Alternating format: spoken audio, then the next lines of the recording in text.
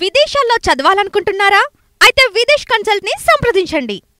వివాహేతర సంబంధాల వార్తలు ప్రతిరోజు ఎక్కడో ఒక దగ్గర చూస్తూనే ఉంటాం. చక్కని సంసారాల్లో నిప్పులు పోస్తున్నాయి వివాహేతర సంబంధాలు. ఓ మహిళకు 3 పిల్లలు, భర్త ఉన్నారు. సంసారం సాఫీగా సాగుతున్న క్రమంలో పిల్లలతో పాటు వెళ్ళిపోయింది.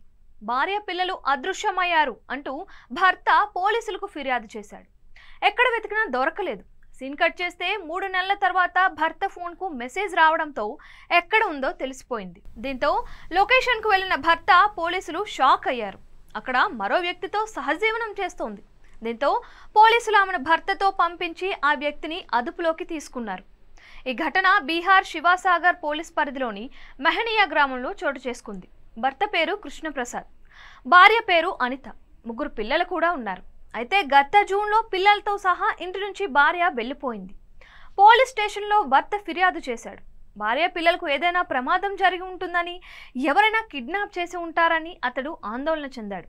అయితే 3 నెలల తర్వాత అకస్మాత్తుగా భర్త ఫోన్కు ఓ మెసేజ్ వచ్చింది.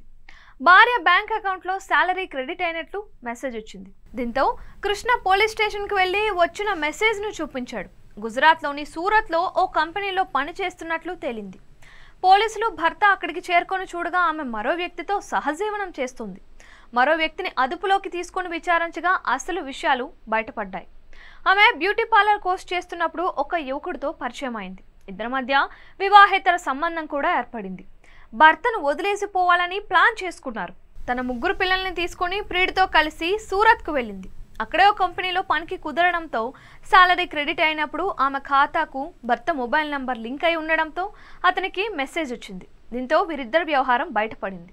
అయితే అనిత బ్యాంక్ అకౌంట్కి భర్త మొబైల్ నంబర్ రిజిస్టర్ అయ్యింది. అందుకే ఆమె సాలరీ క్రెడిట్ అయిన మెసేజ్ వచ్చింది. ప్రస్తుతం పోలీసులు ఆ మహిళను తిరిగి ఆమె భర్త కృష్ణ వద్దకు పంపించారు. తండ్రిని చూడగానే పిల్లలు ఏడ్చారు. పోలీసులు మహిళను, ఆమె ప్రేమికుడిని అదుపులోకి తీసుకొని విచారించి మహిళను తిరిగి భర్త వద్దకు పంపించారు.